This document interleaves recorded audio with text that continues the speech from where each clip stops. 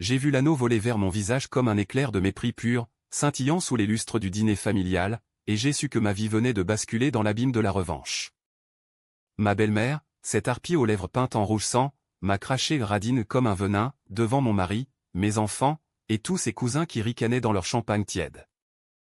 Et là, dans ce salon parisien qui puait l'hypocrisie bourgeoise, j'ai juré sur mes tripes lacérées que je la briserais, pierre par pierre, jusqu'à ce qu'elle implore à genoux le pardon qu'elle ne m'a jamais accordé.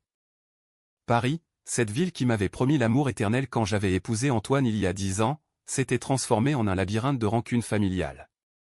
J'étais Claire, 35 ans, professeur de littérature dans un lycée du Marais, une femme qui avait gravi les échelons à la force de ses ongles rongés par l'angoisse. Antoine, mon mari, était le fils aîné d'une lignée de banquiers lyonnais transplantés dans la capitale, avec une mère, Elisabeth, qui régnait sur notre clan comme une duchesse déchue. Elle me détestait depuis le premier jour, moi, l'orpheline d'un quartier ouvrier de Nanterre, sans dot ni pédigré. Une arriviste, murmurait-elle dans les dîners, assez fort pour que je l'entende. Ce soir-là, c'était l'anniversaire de sa fille cadette, Sophie, ma belle-sœur, cette poupée blonde qui flottait dans la vie comme un pétale sur la Seine. J'avais économisé pendant des mois pour lui offrir un anneau en or blanc, serti d'un petit diamant solitaire, pas une fortune, mais un geste sincère, forgé dans les heures volées à mes nuits d'insomnie. Sophie l'avait ouvert avec un sourire forcé, et Elisabeth avait jeté un œil, ses paupières plissées comme des lames. C'est tout? Une babiole pareille pour ma fille? Tu es Radine, Claire, Radine jusqu'à l'os. Antoine, dis-lui que nous ne tolérons pas la mesquinerie dans cette famille. Les mots avaient claqué comme un fouet. Mon mari, se lâche aux épaules larges mais au cœur mou, avait baissé les yeux dans son assiette de foie gras. Les enfants, nos jumeaux de 8 ans, avaient figé leur fourchette en l'air.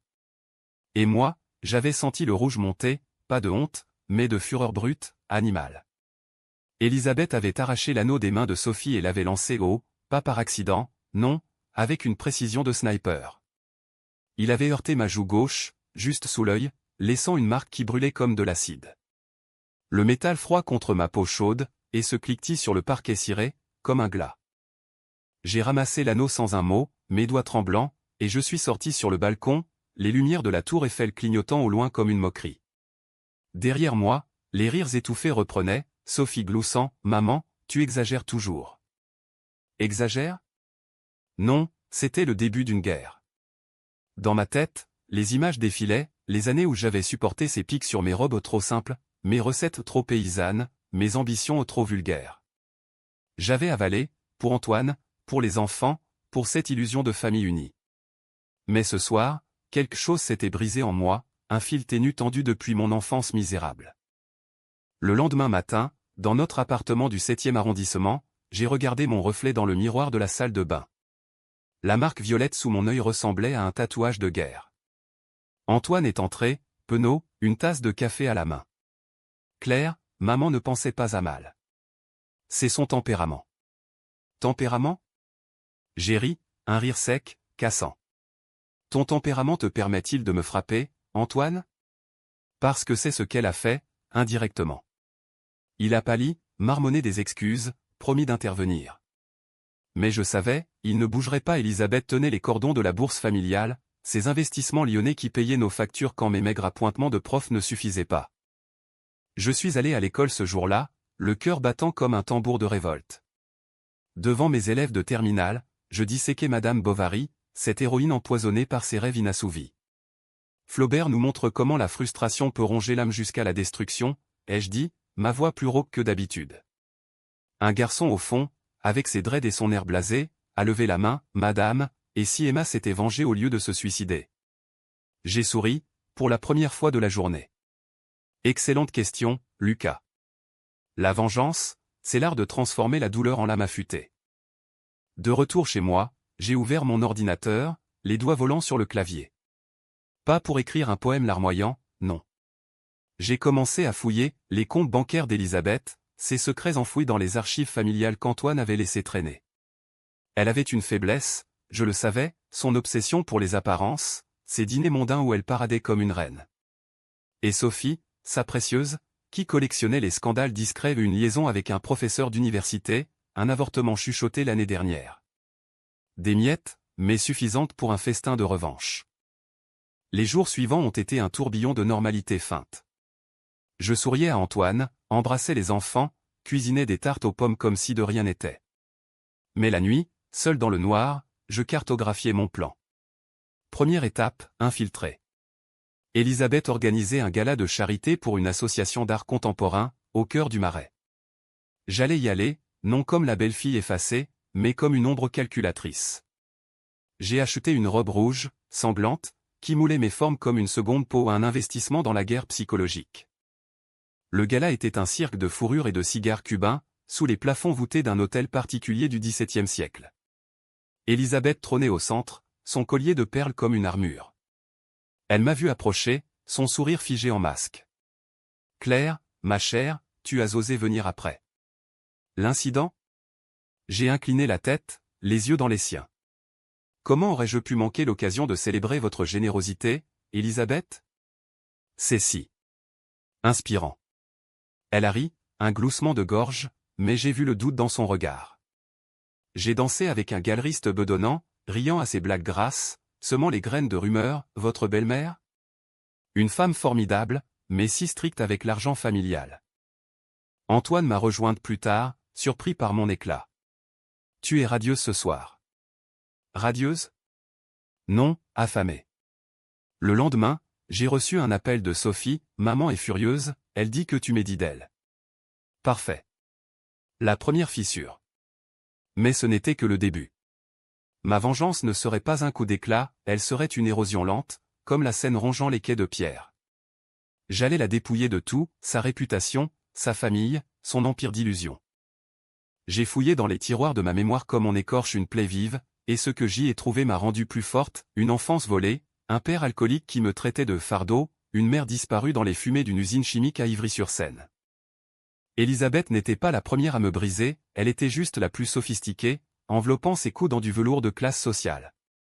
Mais ce soir-là, après le gala, quand Antoine m'a prise dans ses bras en murmurant « Je t'aime », tu sais, j'ai senti le dégoût monter au pas pour lui, mais pour l'homme qu'il était devenu, un fils modèle piétinant sa femme pour plaire à sa reine-mère. Les semaines suivantes, j'ai plongé dans le travail comme une noyée s'accroche à une planche. Mes cours sur la littérature russe au Dostoïevski, Tolstoï prenaient une teinte personnelle. Raskolnikov tue la vieille parce qu'elle représente tout ce qui l'étouffe, expliquais-je à mes élèves, ma voix vibrant d'une intensité nouvelle. Une fille, Amina, aux origines maghrébines comme les miennes enfouies, m'a arrêté après le cours, « Madame, vous parlez comme si vous viviez ça. » J'ai touché la cicatrice sous mon œil, encore sensible. Peut-être que je le vis, Amina. Et la revanche, c'est le seul salut. À la maison, les tensions couvaient. Antoine rentrait tard, prétextant des réunions à la banque. Je savais qu'il dînait avec sa mère, absorbant ses poisons. Les enfants, Léo et Emma, sentaient la tempête, « Papa est fâché contre toi, maman ?» Je les serrais contre moi, leurs cheveux blonds hérités d'Antoine contrastant avec mes boucles brunes indomptables. Non, mes amours. Maman protège juste la famille. Mon plan avançait en silence. J'avais contacté un vieil ami, Marc, un journaliste freelance qui grattait les scandales pour le Canard enchaîné. « Claire, tu veux vraiment creuser dans la vie de ta belle-mère ? C'est risqué. » Risqué ? J'ai ri au téléphone, un son amer. Marc, elle m'a marqué au fer rouge. Je veux ses secrets, tous. Il a fouiné, Elisabeth avait détourné des fonds de l'association caritative pour financer ses voyages à Deauville, des factures de joaillier exorbitantes payées par l'héritage familial. Rien d'illégal, mais assez pour tacher son auréole de sainte laïque. Sophie, de son côté, était une mine d'or. Je l'ai invitée à un thé au café de Flore, ce bastion des intellectuels où Sartre avait fumé ses gauloises. Elle est arrivée en tailleur Chanel, ses yeux gonflés par une nuit trop courte. « Claire, je suis désolé pour l'anneau. Maman est intense. » Intense ? J'ai versé le thé, fumant comme ma rage. « Dis-moi, Sophie, comment va ton professeur ? Celui de la Sorbonne ? » Elle a blêmi, sa tasse tremblant. « Quoi ? Tu sais ? » J'ai souri, feignant la compassion. « Les murs ont des oreilles, ma chère. Mais entre nous, c'est notre secret. » Elle a craqué, déversant tout, l'adultère, les disputes, le chèque que maman avait payé pour arranger l'avortement. J'ai écouté, hochant la tête, gravant chaque mot comme une arme. Ce soir-là, j'ai confronté Antoine dans notre chambre, les lumières de Paris filtrant à travers les voilages. Ta sœur est en train de détruire sa vie, et ta mère couvre tout. Il s'est redressé, torse nu, muscles tendus par le sport qu'il pratiquait pour oublier. Qu'est-ce que tu insinues, Claire? Sophie est fragile. Fragile? Comme moi quand Elisabeth m'avait humilié? Et moi, Antoine? Suis-je solide parce que je supporte tes silences? Il a soupiré, s'approchant pour m'embrasser. J'ai reculé. Pas ce soir. Ce soir, je dors seul. Les nuits devinrent mes alliés. Je lisais Les liaisons dangereuses de Laclos, ce chef-d'œuvre de manipulation psychologique, et je m'identifiais à la marquise de Merteuil, une femme qui tisse sa toile dans l'ombre. Mon prochain coup viserait le cœur d'Elisabeth, sa fierté maternelle. J'ai envoyé une lettre anonyme à un tabloïd People, voici, avec des indices sur les frasques de Sophie. Pas de nom, juste assez pour titiller, fille de banquière lyonnaise impliquée dans scandale académique. Le lendemain, Elisabeth m'a appelé, voix chevrotante, Claire, as-tu vu ce torchon? Il parle de Sophie. J'ai faim l'horreur, mon Dieu, Elisabeth, qui pourrait faire une chose pareille? C'est odieux. Mais intérieurement, je jubilais. La fissure s'élargissait. Antoine, sentant le vent tourner, a tenté de me raisonner lors d'un dîner aux zincs du quartier. Arrête ça, Claire. Tu changes, tu deviens amère. Amère? J'ai planté ma fourchette dans mon steak saignant. Amère comme le vin que ta mère verse sur mes plaies? Il a quitté la table, laissant l'addition. Première victoire mineure, il payait, mais je gagnais du terrain psychologique. Puis vint l'invitation fatidique, un week-end à la maison de famille en Normandie, cette bâtisse normande aux murs couverts de lierre, où Elisabeth tenait ses assises annuelles. J'y allais armé, un dossier mental de ragots, une robe noire qui hurlait le veuve en deuil de sa dignité. Sophie y était, pâle comme un spectre, évitant mon regard. Elisabeth, en hôtesse parfaite, m'a servi du cidre bouché. À la famille, Claire. Oublions nos malentendus. J'ai trinqué, les bulles pétillant comme mes nerfs. À la vérité, Elisabeth. Elle finit toujours par éclater. La nuit, dans ma chambre au papier peint fané, j'ai entendu des voix, Elisabeth consolant Sophie, des sanglots étouffés. C'est cette salope de Claire, je le sais. Elle nous détruit. Salope? Le mot m'a transpercé, mais au lieu de pleurer, j'ai souri dans l'ombre. Demain, le vrai jeu commencerait, semer le doute sur la loyauté d'Antoine. J'avais des captures d'écran de ses messages à une collègue, innocent mais ambigu. Une photo de trop, un tu me manques maladroit. Pas une preuve, mais une étincelle. Le matin, sous un ciel normand pluvieux qui contrastait avec ma résolution ensoleillée, j'ai glissé une allusion à Sophie pendant le petit déjeuner, ton frère est si attentionné avec ses collègues. Une certaine Laura, par exemple. Sophie a pâli, et Elisabeth a froncé les sourcils. La graine était plantée. En rentrant à Paris, dans le TGV bringue-ballant, j'ai regardé les champs défiler comme des pages d'un roman inachevé. Ma vengeance n'était pas qu'une pulsion, c'était une reconstruction. Je me relevais des cendres de l'humiliation, phénix aux plumes d'acier.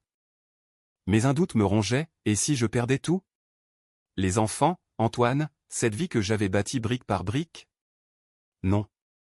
Elisabeth m'avait appris une leçon, la faiblesse est un luxe pour les forts.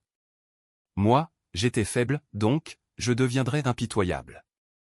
J'ai commencé à tisser ma toile avec la précision d'une araignée normande, fil par fil, en commençant par les faiblesses d'Elisabeth, son amour pour le contrôle, son mépris pour les petites gens comme moi, et surtout, son secret enfoui ou une liaison passée avec le père d'Antoine, non, attends, pire, un adultère qui avait failli détruire le mariage de ses parents, chuchoté dans les couloirs de Lyon il y a 30 ans. Marc, mon allié journalistique, avait déterré ça lors d'une nuit de recherche fiévreuse, une lettre jaunie, un témoignage d'une ancienne bonne. Claire, c'est du lourd, mais tu joues avec le feu. Si ça sort, c'est la famille tout entière qui brûle. J'ai raccroché, le cœur cognant, et j'ai ouvert une bouteille de Bordeaux, ce nectar rouge qui coulait comme le sang de mes ancêtres ouvriers. Qu'ils brûlent tous, Marc. Tant qu'elle brûle la première. À Paris, la routine masquait le chaos intérieur. Je corrigeais des copies sous la lampe de mon bureau, les yeux brûlants, mais mon esprit vagabondait vers des scénarios de destruction.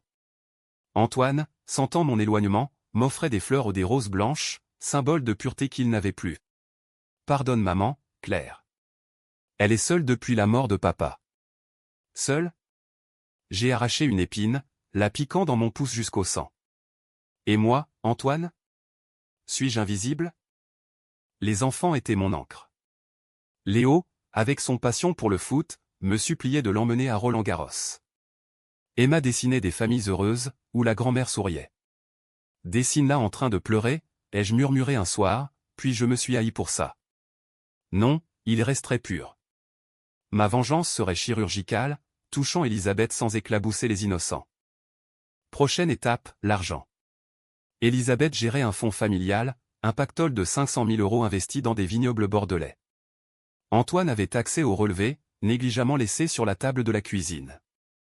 J'ai scanné, analysé, des retraits suspects, versés à un compte offshore au Luxembourg. Pas pour charité, non pour entretenir un amant?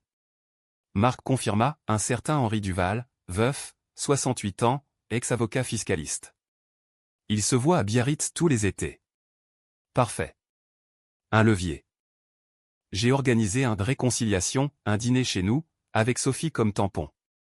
Elisabeth est arrivée en tailleur Pearl Grey, son parfum Chanel numéro 5 étouffant comme son ego. Claire, ma chère, mettons les rancunes de côté. Pour les enfants. J'ai servi le coq au vin, mijoté avec une pointe de piment au subtil, comme ma rage. Pendant le repas, j'ai lu un article fascinant sur les fonds familiaux. Tant de fraude ces temps-ci. Tu gères ça si bien, Elisabeth. Ces couverts ont teinté. Que veux-tu dire? Innocente, j'ai haussé les épaules, rien, juste admirative. Avec les vignobles, il faut être vigilant. Sophie a changé de sujet, mais le doute était semé. Plus tard, seul avec Antoine dans la chambre, je l'ai séduit pour la première fois depuis l'incident un corps à corps calculé, mes ongles griffants son dos comme des cerfs. Dis-moi, mon amour, ta mère voyage beaucoup à Biarritz. Pour le climat? Il a gémi, distrait, oui, pour se détendre. Pourquoi? J'ai mordu sa lèvre, curiosité. Le lendemain, j'ai envoyé l'info à Marc, Creuse Duval. Les résultats arrivèrent comme une bombe, photo floue d'Elisabeth et Henri sur une plage basque, des hôtels discrets. Pas pour un article pas encore. Je l'ai gardé en otage mental.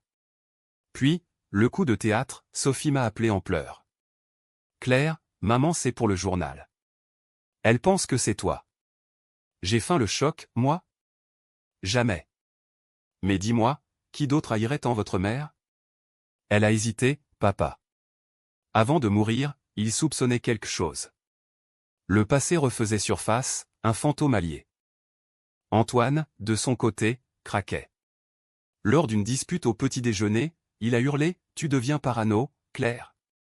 Laisse maman tranquille. » J'ai jeté ma tasse de café, le liquide brun éclaboussant le carrelage comme du sang.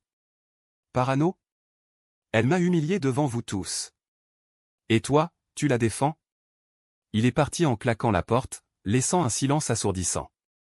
Les enfants ont pleuré, je les ai consolés avec des histoires de princesses guerrières, ces héroïnes de contes français oubliés.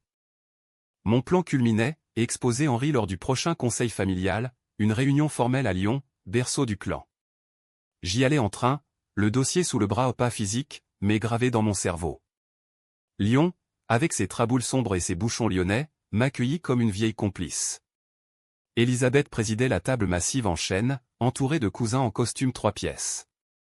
Claire, ravi de te voir. Tu sembles reposée. Reposée? J'ai souri, dent pour dent. Grâce à vous, Elisabeth. Vos leçons de résilience sont inestimables. La discussion porta sur les investissements. J'ai attendu le moment, les vignobles rapportent bien, mais avec les audits fiscaux, mieux vaut être transparent. Pas de compte au Luxembourg, hein. Un cousin a ri nerveusement, Elisabeth a pâli. Que sais-tu de ça, Claire? J'ai sorti mon téléphone, feignant une recherche, juste lu dans Le Monde. Mais imaginez si un amant indiscret fuitait. Silence de mort. Sophie étouffa un hoquet. Antoine me foudroya du regard. Ce soir-là, dans l'hôtel Mercure surplombant la Saône, Elisabeth m'a confronté. Espèce de petite garce. Tu me menaces? Ses yeux, injectés de haine, miroitaient sous le néon. J'ai approché, voix basse comme un serpent, menace? Non. Justice. Pour l'anneau, pour les insultes, pour 10 ans de mépris.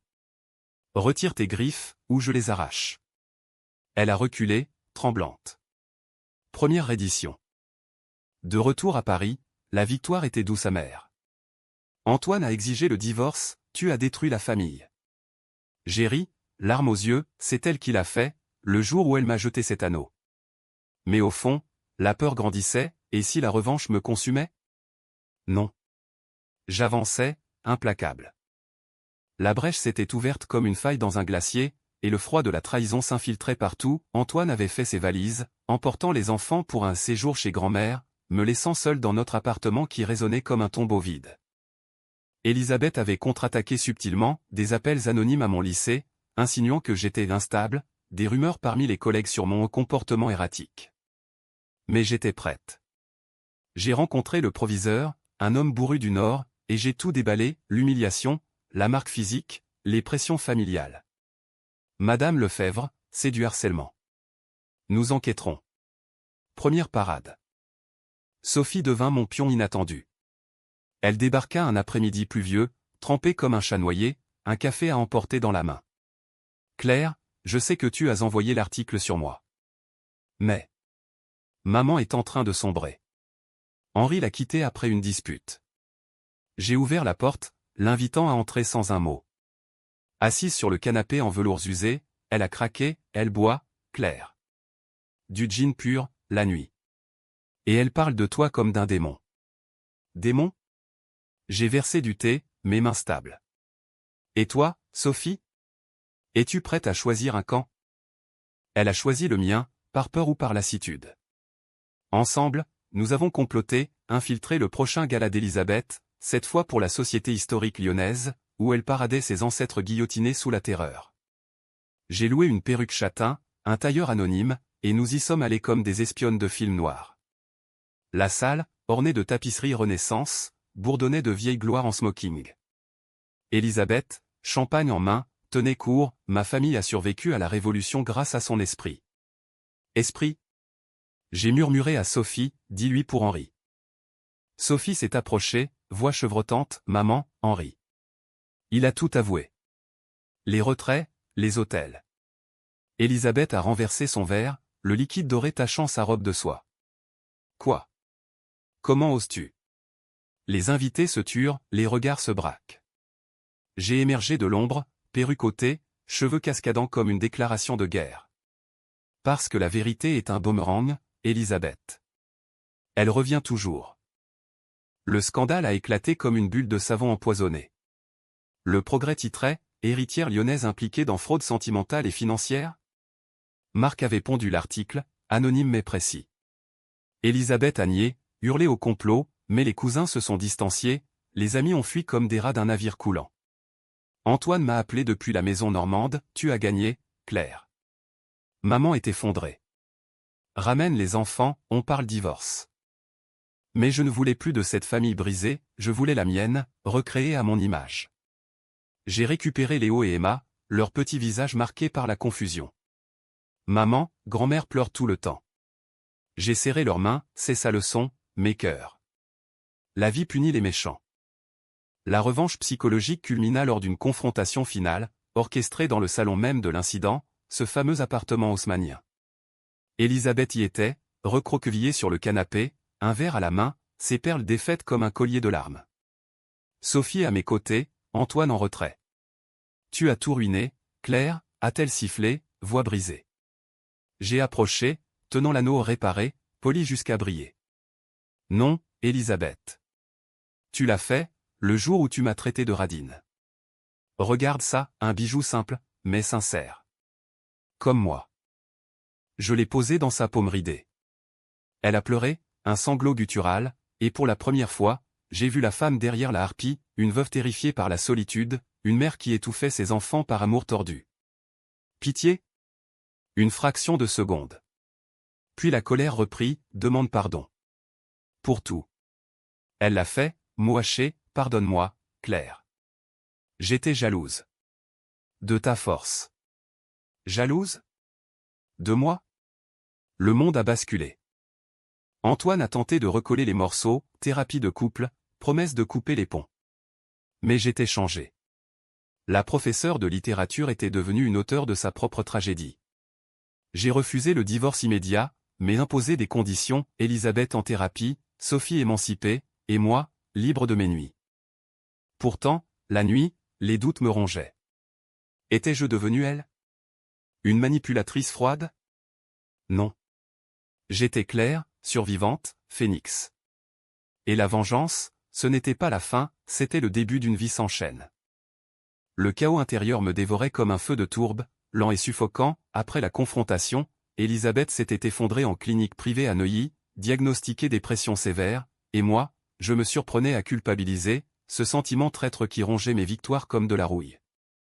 Antoine revenait à la maison tous les soirs, cuisinant des ratatouilles maladroites pour nous réunir, mais ses yeux évitaient les miens, hantés par le fantôme de sa mère brisée.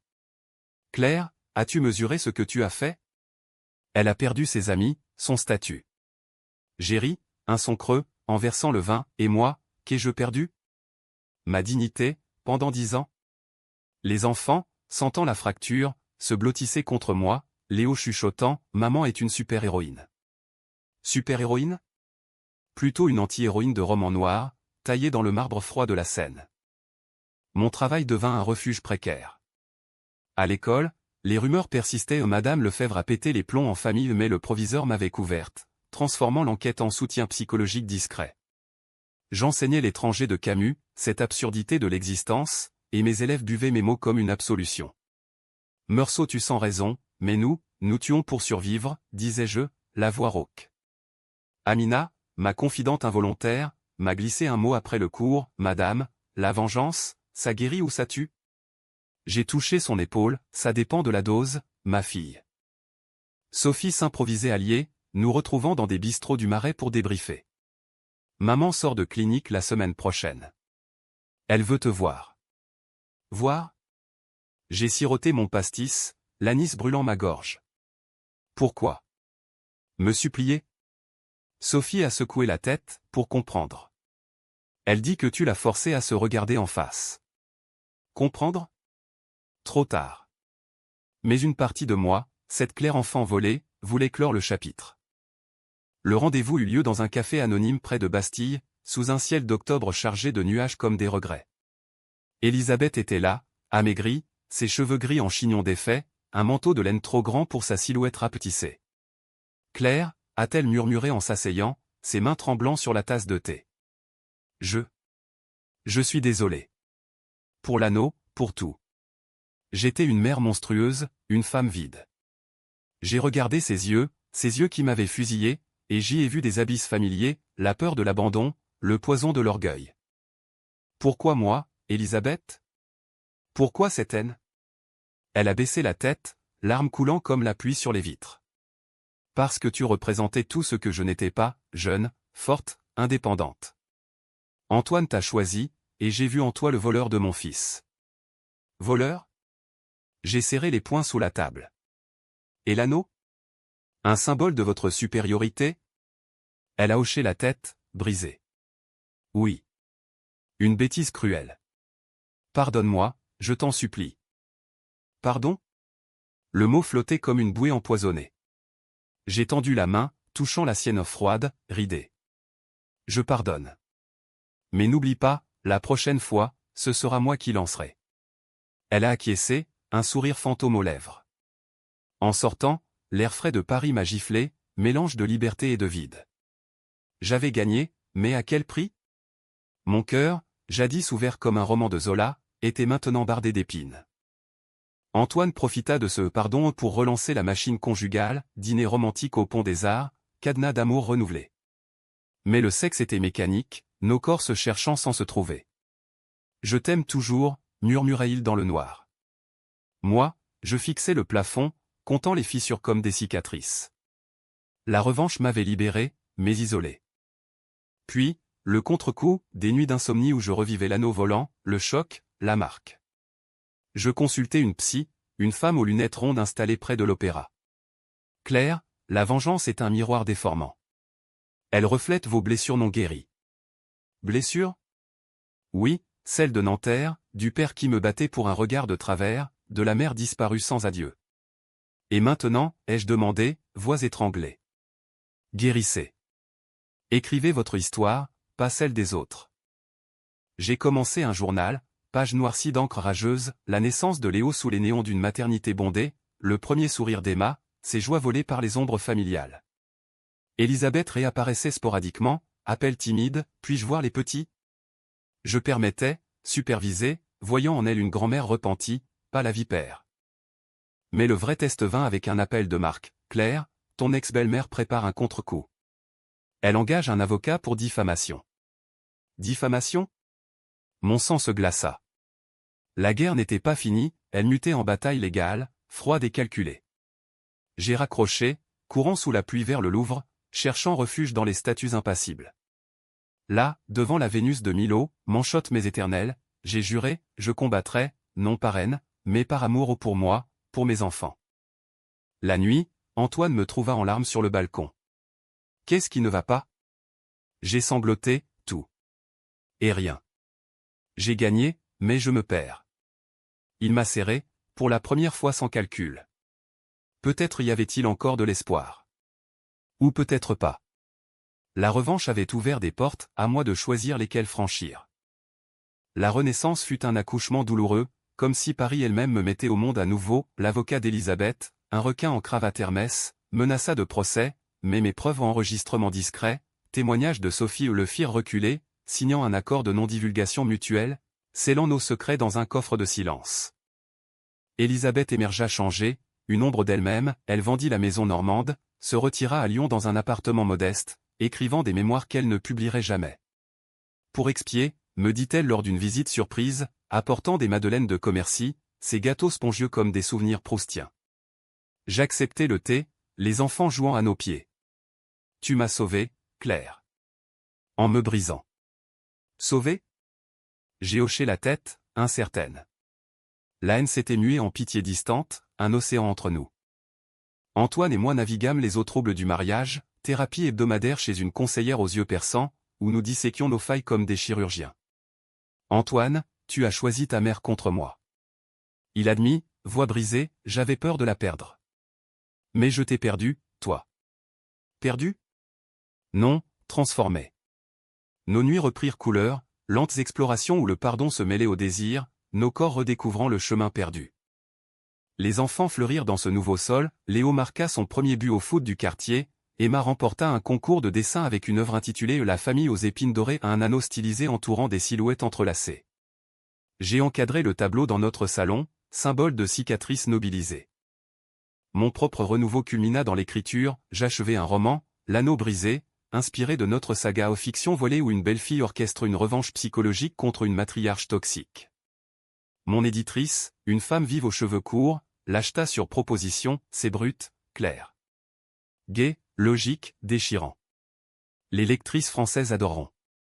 Lors du lancement au Salon du Livre, sous les lumières vives de la porte de Versailles, Elisabeth vint incognito, achetant un exemplaire dédicacé, à ma leçon vivante. J'ai signé, main tremblante, à la paix reconquise. Sophie s'émancipa, elle quitta Lyon pour un poste à Marseille, entamant une thérapie qui la libéra de l'ombre maternelle. Merci, Claire. Tu m'as montré comment voler de mes propres ailes. Voler? Nous trinquâmes au pastis lors de sa despedida, riant des absurdités familiales. Mais la vraie victoire fut intérieure, je marchais le long de la Seine au crépuscule, l'eau miroitant les lumières comme des promesses, et je sentis la paix s'installer, fragile mais réelle. La revanche m'avait forgé au nom en monstre, mais en femme entière, capable d'aimer sans chaîne, de haïr sans détruire. Un soir d'hiver, Antoine et moi dînâmes au restaurant où nous nous étions fiancés, bougies dansant sur nos visages usés. À nous, Claire. À ce que nous avons reconstruit. J'ai levé mon verre, l'anneau réparé, porté à mon doigt scintillant. À la famille que nous choisissons. Pas celle qui nous est imposée. Elisabeth mourut 2 ans plus tard, paisiblement dans son sommeil, laissant un testament surprenant, la moitié de ses biens à moi et aux enfants, avec une lettre, Claire, tu m'as appris la générosité. Porte cet anneau en mémoire. Je le fis, non comme trophée, mais comme rappel, la douleur forge, la vengeance libère, mais le pardon élève. Paris, ma ville âme, continua son ballet éternel. Moi, Claire Lefebvre, professeure, mère, survivante, j'écrivais la suite de mon histoire non en drame, mais en lumière. Car au bout de la nuit, même la plus noire, l'aube française pointe, rosée et impitoyable.